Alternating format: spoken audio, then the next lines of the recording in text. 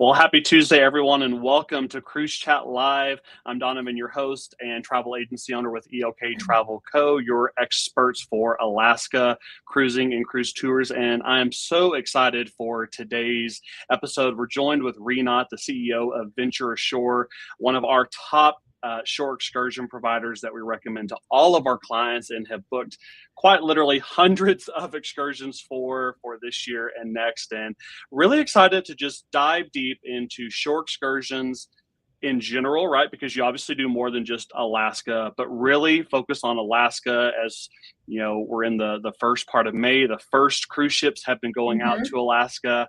I was just looking at our trip board, and we actually right now have 9 clients in Alaska, with 49 who will be sailing in the next 30 days. So it's the start of our busy season. But Rinat, welcome to the stream. Thank you so much for giving us some of your time, and just excited to chat Alaska shore excursions with you.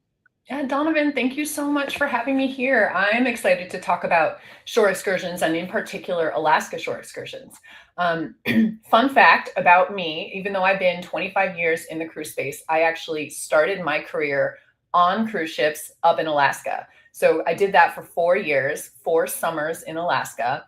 And I know the destinations really well. I've taken almost all of the tours, and they're just really fantastic. There is really nowhere else that I would rather cruise to in the summer. I think it's a kind of a must do for anyone. It should be on your bucket list. If it's not, if you don't have a cruise plan for this summer, you should get one booked for 2027. And I know Donovan can help you out. And what we're going to be talking about today is some information about the main ports where most of the cruise ships are going to, and also kind of my top picks for what to do in each of those ports, as well as just some general kind of Alaska tips.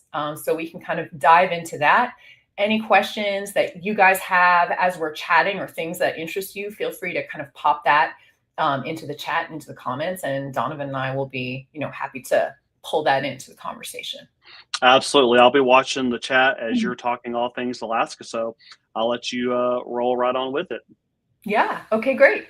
So before we dive into specific types of tours and kind of what should be on people's list, bucket list for people who've never been there before, or even if you have been, I wanted to talk about why people would choose to book independent tours outside of the cruise line. I feel like that's a really important thing for people to know, the value that you get and the types of experiences that are available to you outside of the cruise line. And I say this as someone who worked for Royal Caribbean, where they have really great tours and experiences, but the ones that you're going to get from the cruise line, they are going to be what we would call really large group experiences. So if you are going out on a whale watching boat with your cruise line, you can expect to have 150 to 200 other people from your ship there. Wow. That's a lot of people. It's a lot. I don't think most people realize that I mean, you might be kind of vying for that prime viewing spot on your whale watching boat and trying to kind of maneuver amongst everybody else.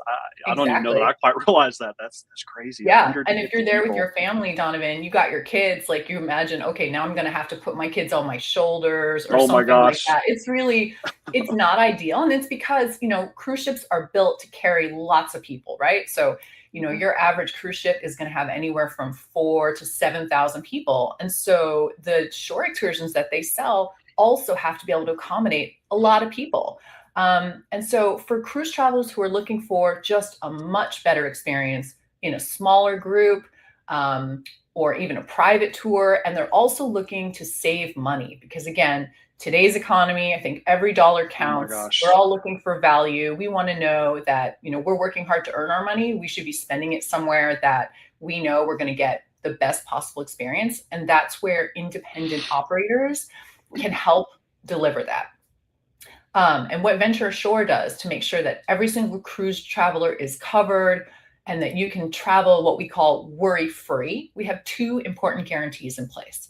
The first is our standard back-to-ship guarantee. It applies to every single excursion that we have on our site, which is over 5,000, just so you know, because we operate in over 500 ports of call. Oh my gosh. Yeah, so we've got a back-to-ship guarantee, which means we carefully check to make sure that you are scheduled for the right time for your ship, for your itinerary. We work with trusted and vetted guides and operators that we have really strong relationships with. And we make sure to bring you back to the ship at least 1 hour before your ship is going to leave. And why is that important? Because the cruise lines will always talk about how, hey, if there's any kind of delay, the cruise line guarantee is they will hold the ship for you. And that's obviously, that is really important to a lot of people. Now, as an independent operator, we can't do that. We can't hold the ship. So what do? We make sure that we don't ever have to try to hold the ship. And I say this now as having been CEO of VentureAshore for many years, and we've been operating.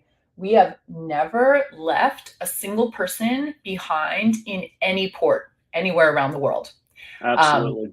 And so it's really important for everyone to know that, hey, that kind of that fear shouldn't be there. If you book with a really trusted company who has that extensive cruise experience like we do. And if something was to happen, let's say again that there was something completely out of your control and roads were shut down or something like that, again, and there was actually a situation where we couldn't get you back, we would get you to the next port of call. And that's the important thing to know. You would not be on your own. We would help you do that and also cover the cost for that. And that's really important. So we've got a back to ship guarantee, but we're not anticipating that you're ever going to need to use it because we do all the work beforehand.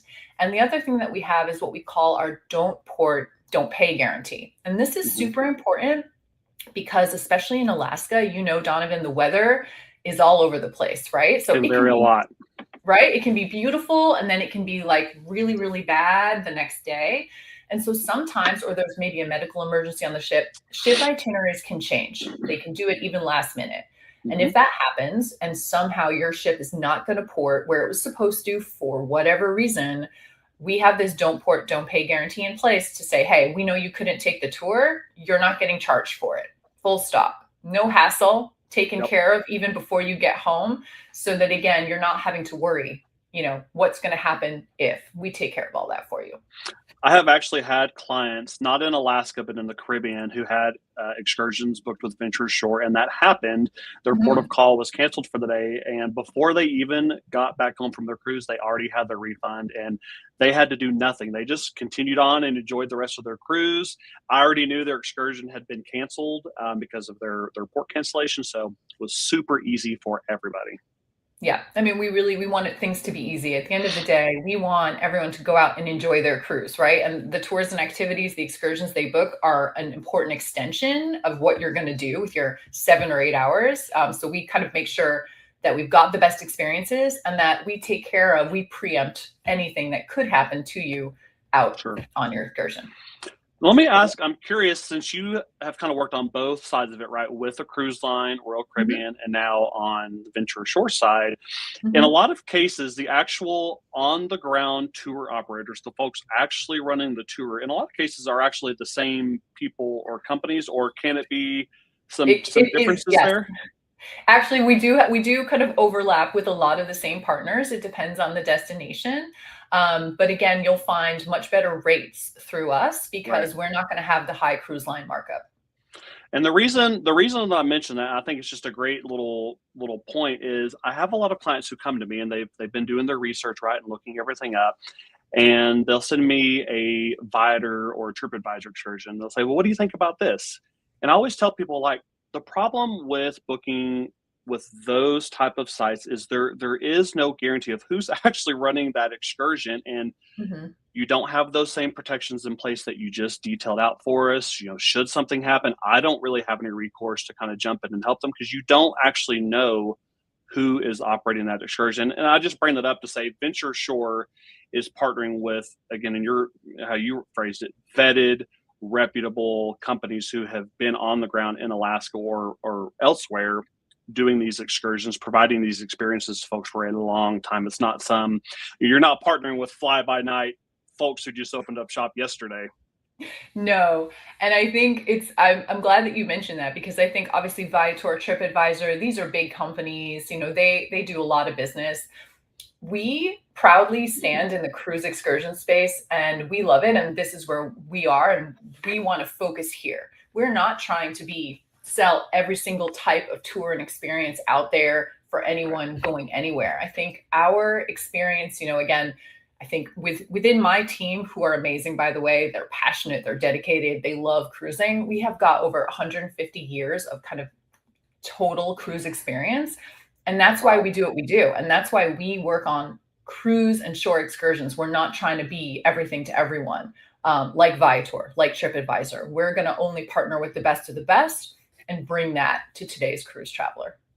I love it. I love it. Well, what do you say we talk about some actual excursions? Again, you have firsthand experience. So what are those must do, can't miss excursions? Okay, so let's talk first about Skagway, okay? Because you got your top 3 ports. I mentioned this to you a little bit earlier, but when you go to Africa on safari, you've got kind of like your big game, your top 6 that you're looking for. When you go to Alaska, you're probably going to Juneau, Skagway, and Ketchikan. Those are the big 3. Yep. Even if you're sailing from Seattle or Vancouver, that's probably where your itinerary is going to be taking you. So we're going to be talking about those ports as well as Icy Strait today. Okay. And I'm going to start with Skagway because it's very close to my heart, but also it is the port where you have probably the most amount of time. So if you're sailing on Norwegian or Royal or Celebrity or Princess, really anyone, Skagway, you are typically there. You get in the morning and most ships are staying until 7 or 8 o'clock at night.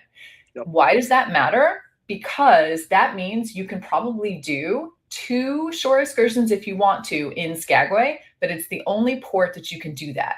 In other ports of call, like in Juneau, for example, you're leaving a lot earlier. There's a lot more ships in there. And so we always, again, being very careful about which tours we put people on, we always say Skagway is the place for you to really go out for the entire day and maximize your time. And you can do 2 tours.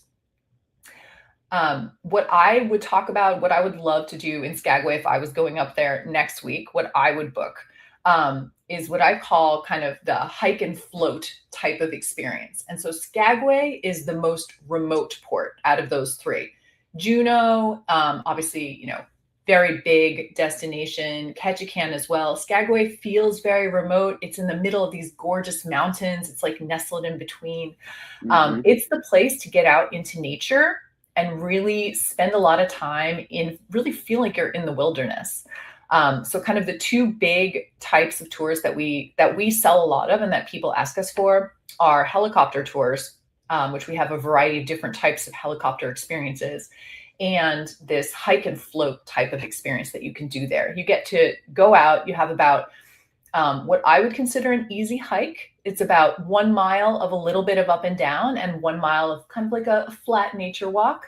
And then you also have this float experience. So you're out on the water in a way that you can't really see any other way. And this tour is 11 people max. So you're talking about getting away from the crowds. This is really, you're there maybe just with your family and like 1 or 2 other families. And it's so personal and the guide is so charismatic that you just feel like this is the experience that you're going to take home and the memories that you're going to remember year after year. It's kind of the real Alaska. And that's why I always say when people ask me, what should I do in Skagway? I say, do a helicopter tour, or if you've already got one booked, or maybe that's not in your budget, because those can be a bit pricier, take a look at hike and float, and also take a look at White Pass. So White Pass is amazing. I know that that's something which a lot of your clients in particular are interested in. Yes. Oh my gosh. Yeah. Have you done the White Pass yourself? I have it on my schedule this summer. Actually, I'll be up in Alaska a handful of times experiencing firsthand, so I will definitely be on White Pass. But I'm glad you mentioned that because I don't think folks realize that there are different ways you can do White Pass, and there are some that are better than others. They're not all necessarily created equal. Mm-hmm. That's right. There are different ones. We have one that we really like. It is a train journey in White Pass and all the way into the Yukon. And it's the longest one that you can do. So kind of it's going to get you as far in as you can. So if you're someone who loves trains, kind of really wants to get that immersive experience, and you want to be able to say, hey, I went as far into the wilderness as I could on this very beautiful kind of refurbished old-timey train, that this Bennett White Pass excursion is the one for you. And I just think it's fantastic. I love it. And for everybody watching on YouTube and Facebook, I'm actually dropping these excursions in the comments. So if anybody's like, oh my gosh, that sounds That sounds like my excursion. You can copy and paste or click that link right there and definitely check it out. Now, in Skagway, so you mentioned you're right there close to the Yukon. The Bennett train actually takes you into the Yukon, so you are crossing into Canada. I don't think a lot of folks realize that Skagway is literally just a hop, skip, and a jump over to Canada. So you do have to have a passport for that excursion, but it gives you a totally different experience that you really can't get in any of the other ports of call on a typical Alaska cruise. Yes, exactly. And we always make sure, we remind everyone to make sure that they have their passport. It's the first thing when you get all of our tours, they pick up right at the cruise port. So when you get off the ship in Skagway, actually, the pier is super long. So they'll have like a little kind of like a golf cart shuttle that all the cruise ships will offer you to get to the end of the pier. But right when you get to the end of the pier, that's where you get picked up. Your guide is going to be checking with you. That's the first thing. Does everyone have their passport? Are we ready to go? Yeah. And let me ask you, so I have a lot of clients that end up being interested in those helicopter glacier landing excursions. Obviously, as you mentioned, Skagway is a super popular place to do that. Any tips or advice when kind of selecting which helicopter excursion is the right one for you? Because there are some different options, and they do tend to be one of the more expensive excursions someone's probably going to book in Alaska. Yes, I think so. I would say they're some of the more expensive ones, and they get booked up very, very quickly. We used to see people booking for the summer in Alaska in the beginning of the year, January and February, and it started pushing back into December and November. And now we're seeing people booking right now for 2027, which is so interesting. Like we're talking about, hey, let's get excited for 2026, people who are sailing in a few weeks. But there are obviously people who are looking for 2027. So if you're interested in a helicopter tour, and I think it's fantastic, you should make sure to plan as early as possible because there is limited availability.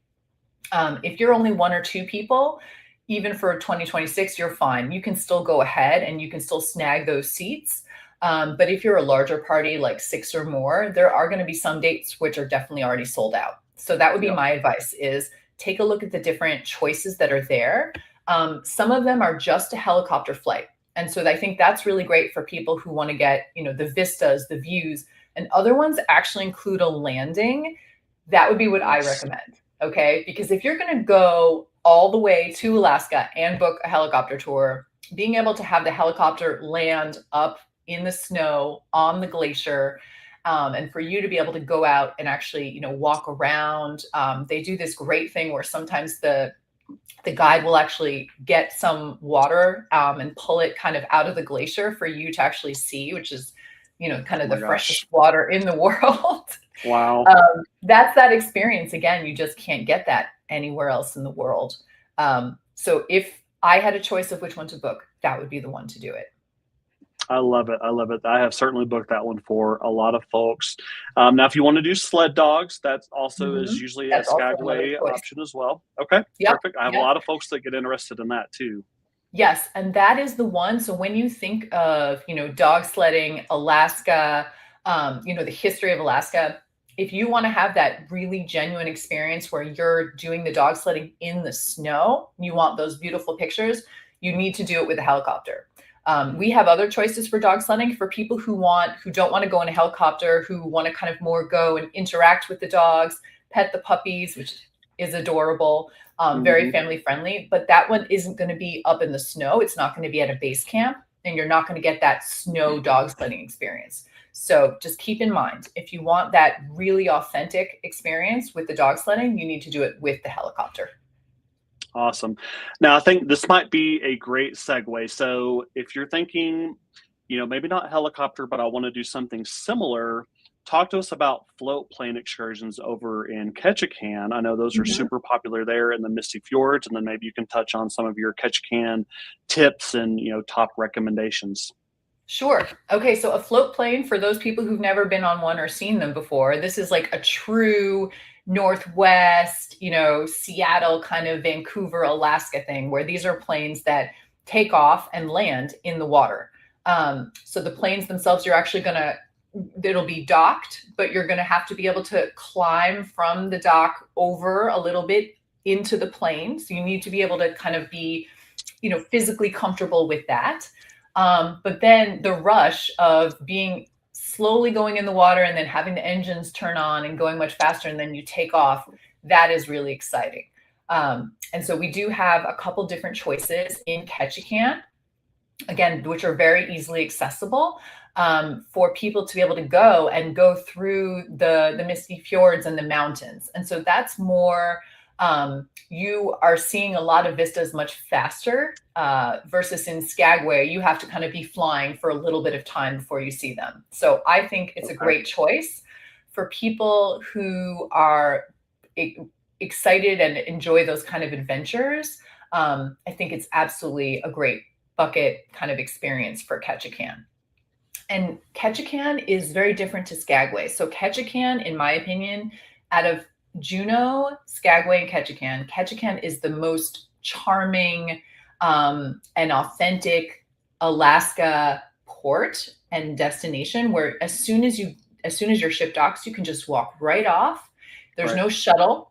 You don't have to walk a long time like you do in Juneau. You're right there in downtown Ketchikan, and you've got all of the little shops and like really cute, authentic coffee houses, and the streets are right there, and the houses, everything is very like just charming. So I always say, if you want to pick one of the ports to spend some time just walking around and enjoying it, Ketchikan is the one, because it's the easiest to walk around and to be able to actually see things, versus in the other ports, it's a little bit more of an exercise. I love it. I love it. And I'll tell you, to me, Ketchikan seems like the port, when you look at the main three, I feel like Ketchikan has the most variety of different types of excursions to pick from. I mean, you can get out there in, I believe it's the Tongass National Forest.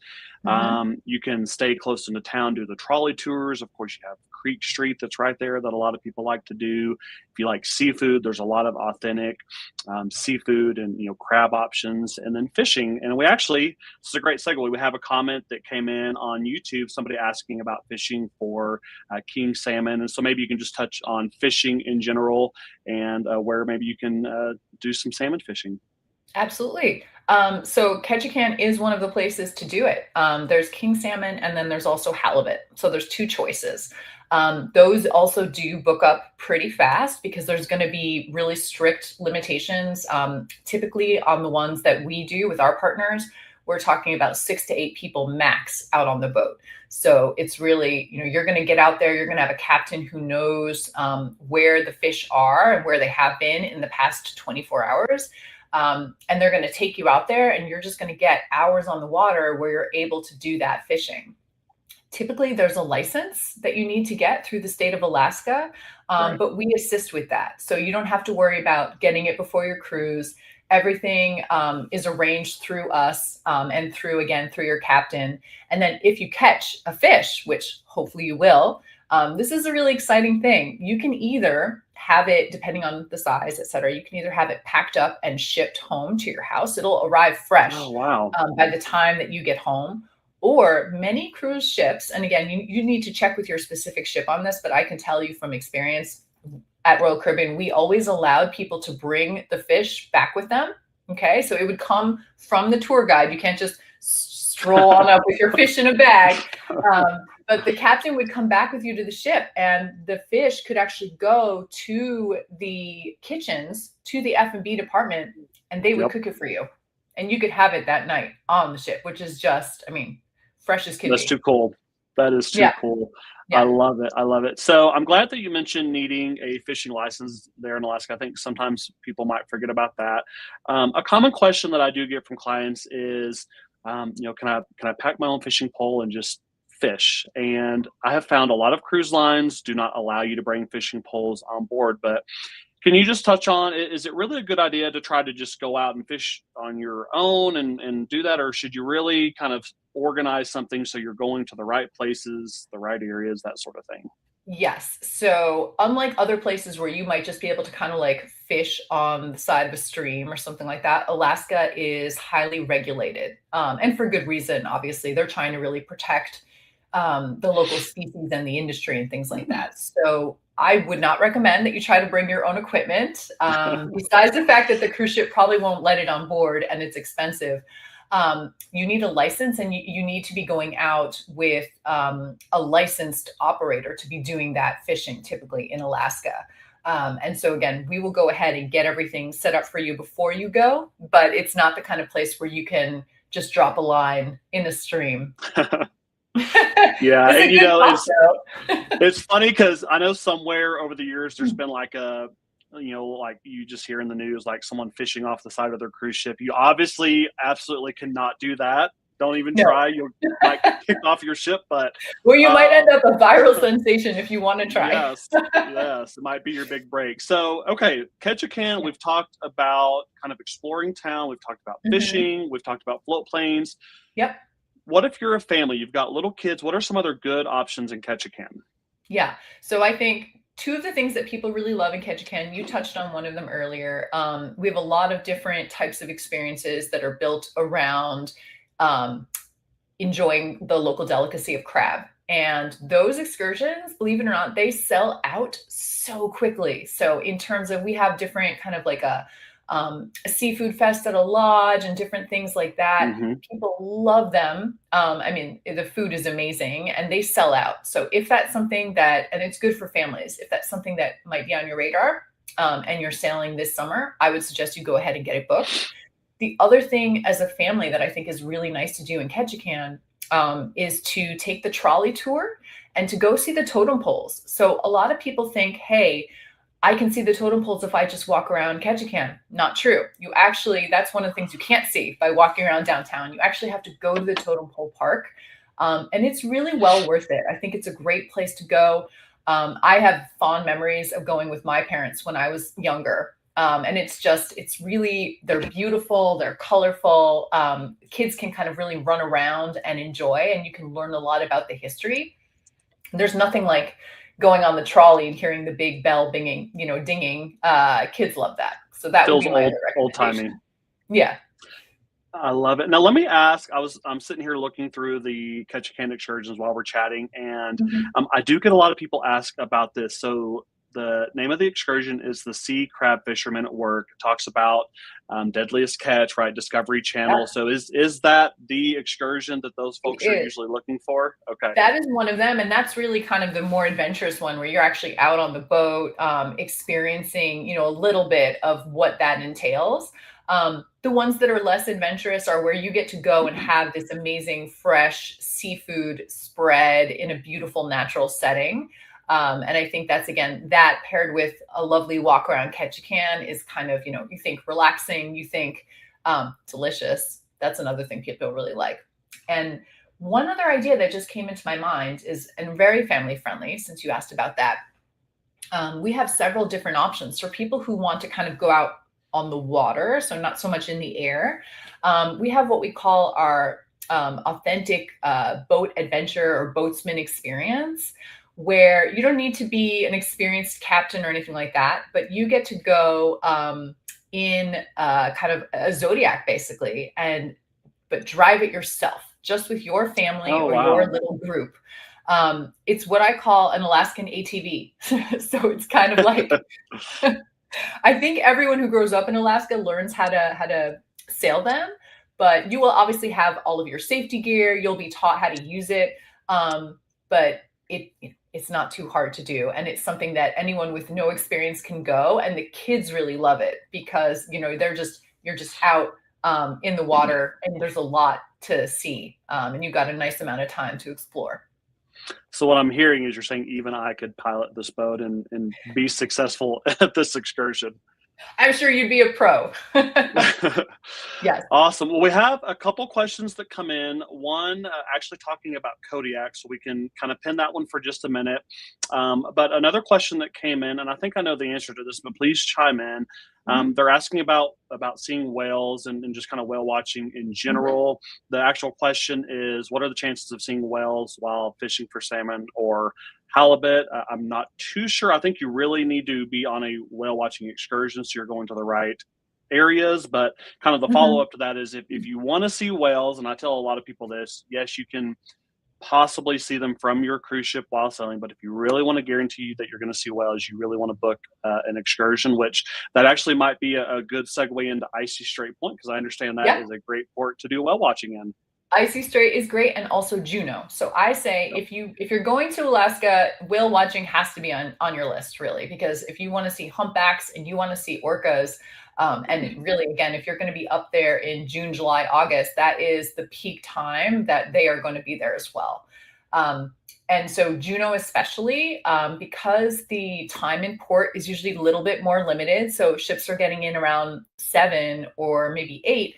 A lot of those ships are leaving by 1 or 2 or 3 at the latest. So you've got kind of a much tighter window of time. So whale watching is a really good choice in Juneau, because you can basically be out for a good 4 to 5 hours. And because Auk Bay is really close by to where the ships dock in Juneau, that is one of the prime whale watching places to go. And I think what's really important for people to understand is, if you go whale watching through the cruise line, you're going to be there with 150 to 200 other people. You're going to be on a ship, which is a double decker, very large ship that goes pretty slow. And that's the difference between the whale watching that we have. You're going to be on a much smaller, faster, more maneuverable boat, which we have 2 different sizes, either 25 people or 49 people max. So we're talking about either 1/3 of the size of the cruise ship or 1/6 of the size, and more affordable.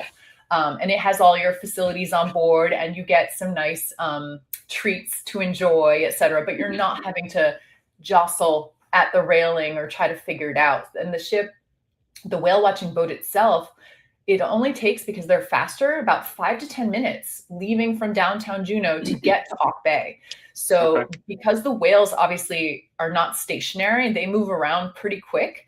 If you're not on a boat that can respond to that and a captain who knows what they're doing, you may not get up close to see them. And that's really where our whale watching tours kind of set themselves apart, because the captains know exactly where the whales are, and they get out there much faster than the cruise ship boats.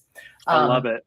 Yeah. And in Juneau, you can do whale watching. You can also package that together with Mendenhall Glacier, which is another kind of must-see thing. So you can go to the glacier, you can walk around. There's like a nice viewing area, etc. You typically get about 60 to 90 minutes of free time there before you then go back to the cruise ship. You're not on the glacier, so just to be clear, you're at the viewing center, but it's pretty close, and you get some really beautiful views. And I think that's another thing that if you're in Juneau, you want to see Mendenhall Glacier. Absolutely. And I have another question. I feel like I'm kind of bouncing all over the place, but it just gets me excited talking about these experiences. But it's kind of looking through the excursions here. So you have the traditional kind of whale watching that you're describing, but I see you can also do it via kayaking there in Juneau, which is a little bit different experience. I know last summer I had some clients. It was actually a mom and dad and 2 kiddos under 10 that did the Orcas Cove kind of version of things. I believe that is in Ketchikan, which they said they had a great time. So are those both kind of good, different ways to do whale watching? They are. And that's for people who obviously, are going to have a little bit of experience going kayaking, et cetera, but you do not need to be a champion kayaker. They typically have single and double kayaks available. They go over everything with you beforehand. Now, talking about getting up close and personal, we have had clients come back and tell us that they saw whales from 20 feet away, and it's literally like life-changing. It's obviously, because you're in a kayak, you're a little bit less flexible and speedy, so you can't, you're only as fast as you can move your own kayak. So if someone isn't going to kind of propel you over there, there's a little bit more luck involved. But it is fantastic. And it's absolutely for someone who wants to get out and kind of just feel the stillness of Alaska. That's a great way to do it. I love it. I love it. Well, let me see. So we talked about Skagway in pretty good detail. We talked about Ketchikan. We kind of found our way over in Juneau. Any other Juneau experiences that you think are worth folks taking a look at? So there's like a lot of different things that you can do in Juneau. I always say it's important for you to know where your ship is docking because Juneau has multiple different places where ships dock. Some of them are right downtown, and some of them are about a 15-minute walk outside of town. So definitely something, obviously, booking through you, that's one of the important details you're going to make sure all your clients know. Absolutely. One really nice thing to do is to take the tram up to the top of the mountain, which you can do in Juneau. That's going to give you some really great views and things like that. And I'm trying to think of what else I would recommend in Juneau because most people are doing the whale watching. But another thing I think that people really love is the salmon bakes. Which again is kind of a contrast. So the kind of the salmon bakes and the gold panning, I think is really fun.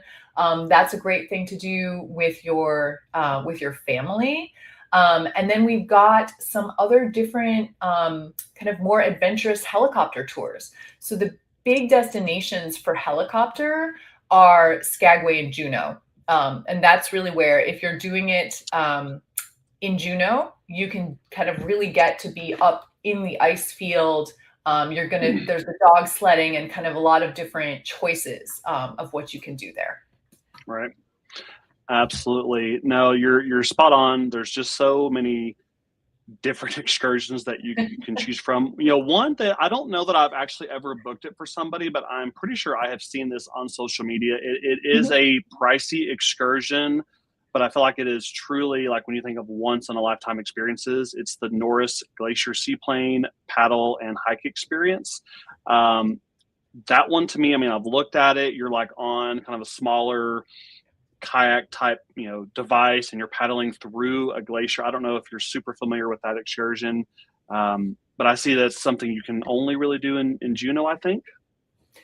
So that is not one of the ones that I have done, but yes, it is like a very premium experience where it's a very small group, and you can go out and you get to do the paddling, but then so it's kind of what we would call more of a combo tour. That's like a full half-day experience. I think it's fantastic, and it's on my list of things to do next time I'm up in Alaska. Absolutely. Maybe I'll do it this summer. So yeah. Very good. Well, we've talked about Juneau, about Ketchikan, Skagway, so we really hit the big let's talk about three. Icy Strait a little bit, because so Icy Strait, for those people who don't know, it's an island, and it used to be that all ships, when they go there, they were tendering, which means when your ship stops, but you have to take a little boat from your ship to the island. A lot of ships still are tendering there, so something to be aware of in terms of your time. And it's a small place with one road all the way around it. And some people just like to go and walk around. But what I say, if you're going to be in Icy Strait, whale watching is one thing that's really, really great to do there. But also bear watching. So for people who want to go and see the bears, and they don't want to do it in a way where, like in other ports, you have to take a plane and it can be upwards of $500 or $600. In Icy Strait, we have a tour. It's the Wilderness Tour and Bear Watching. It's max 10 people. So you're in a small group, but we have loads of departure times, and you're going in a van, and we have multiple vans that go. So we actually are able to accommodate a lot of people.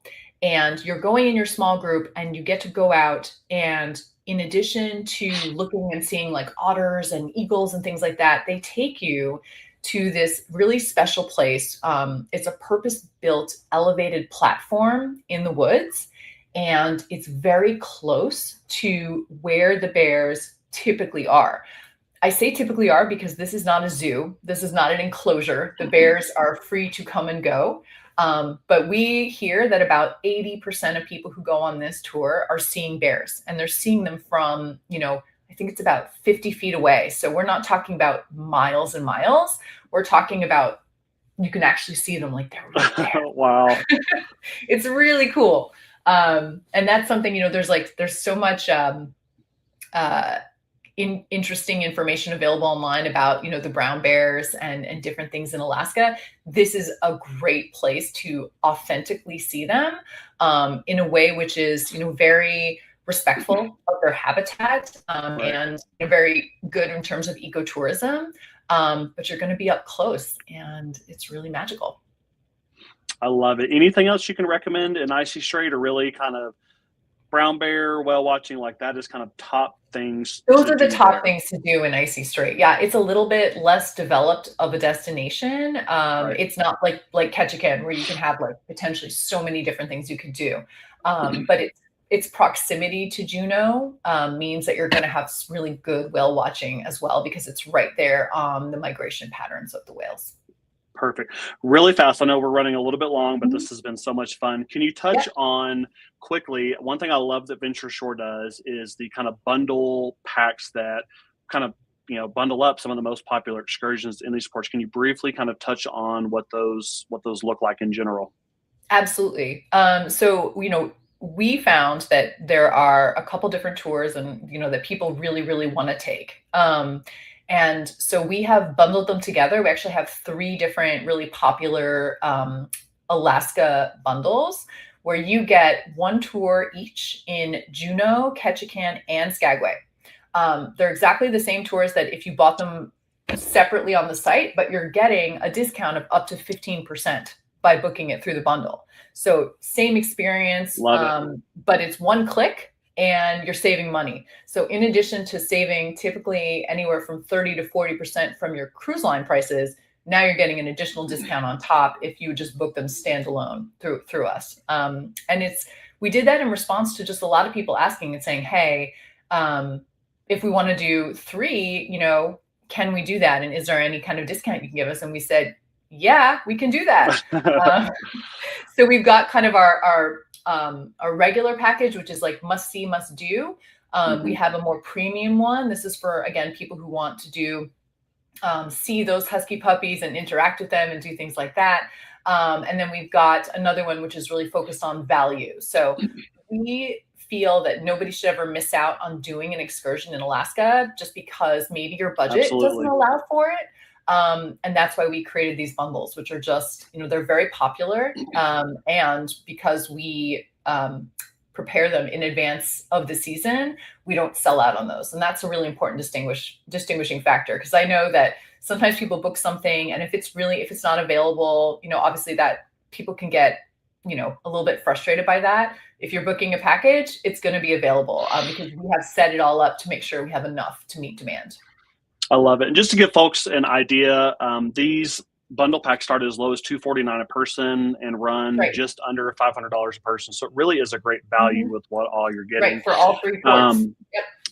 Absolutely. Now, can you touch quickly on kind of 2 different things? One is groups, because I have a lot of family groups, large groups going to Alaska, and also private excursions, folks who want to just do an excursion with their family or their group. How do those work at VentureAshore? Sure. So private excursions are something that have been really growing in popularity in the last couple of years. I think, you're on a ship and you're there with like 5,000 other people, but at the end of the day, your time is what's the most valuable part of your trip there. And you've only got 8 hours in a port of call, and you're there with your family and maybe also your kids and your parents. And you really want to create those memories. So cruise lines don't offer private tours really at all. And that's where we offer private tours in almost every destination, where you're going to have a guide picking you up at the port, and you maintain full flexibility. So in a private tour, you're not having to go upon a pre-designed itinerary. If there's things that don't interest you, you don't have to do them. And if there's things that you really do interest you and you want to spend more time, that's where we're going to capture that information ahead of time. And your guide is going to make sure that it's really designed for you and your group. Private transportation, obviously, and just, a really premium experience. A lot of times people say to me, but isn't that like incredibly expensive? In Alaska, it is probably a little bit more expensive than a shared tour. But when you look at places like Caribbean, Hawaii, different places like that, what's really interesting is that doing a private tour on a per person basis, it can actually be cheaper than a shared tour from the cruise line, which people they're always amazed to find this out. And then we also do a lot of groups also. So what we consider a group to be 8 people or more. We do groups of 8, we do groups of 200. And these are friends and family. They can be corporate groups. They can be special interest groups, people who are cruising together. We go ahead and we set up these private tours for them, but we design the itinerary for you.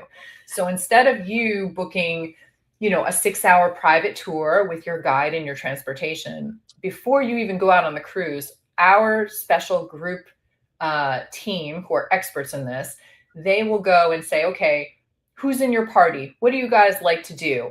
What are your restrictions? Okay, you have kids and you really enjoy culinary experiences. We are going to set up this private group experience. You're going to visit this winery. You're going to be doing this over here. You're going to be getting this special amenity. Everything is pre-designed. You're getting better pricing because, again, it's not pricing that's available on our website. It's actually specific for your group. Right. And that's something which people really love. So those are what we call our private group tours. The way to get one of those, it's a complimentary service. We do not charge anything for the creation of those group tours. The way to do that is just to go on our site, VentureAshore.com, put in a few pieces of information like what's your name of your group, how many people, when are you guys cruising, and what do you want to do, a little bit of what you want to do, who you are. And we directly put you in touch with, again, one of our group experts who's going to do all that work for you, create everything. You get your own booking page, you get your own travel page. We provide full on-the-ground support 24/7. So, it's something that I think can really elevate your cruise to, a wow moment. And that's people. I love it. I love it. And we have certainly done a few groups with VentureAshore, and I can say firsthand kind of helping coordinate that between VentureAshore and my clients. It's been a very simple, easy process for everybody involved. And I think that's a good segue just to kind of call out to folks. We had a question come in talking about, well, how do we book all these, excursions? And I partnered directly with VentureAshore. So I put my name and our company's name behind VentureAshore because we trust them and we just have the best experience for them. And, the beauty of it is if there, heaven forbid, was a problem or an issue. I mean, I regularly work with your team and they are fantastic, but I have direct contact with all of the fine folks at VentureAshore, and you just are not going to have that same level of service. Donovan can reach us at any time. I most certainly can. So just so that everybody knows, I did drop, I have a curated collection actually with VentureAshore that your wonderful team helped me to create for Alaska. I dropped that link there, and I'm fairly certain we have emailed that out at least once, but we can certainly share that with anybody that wants it to be able to book those excursions. Anytime you book an excursion with VentureAshore and you're a client of mine, I'm automatically going to actually see those excursions. I'm going to get an email notification immediately and be there to help service that. Again, should we need to change a time, change a date, cancel, book something different, I really am there to help with each piece of that. So you can book directly on VentureAshore's website and feel confident knowing that it's going to tie in with the rest of your vacation that I've been helping you to plan. So just wanted to call that out for everybody since that question came in.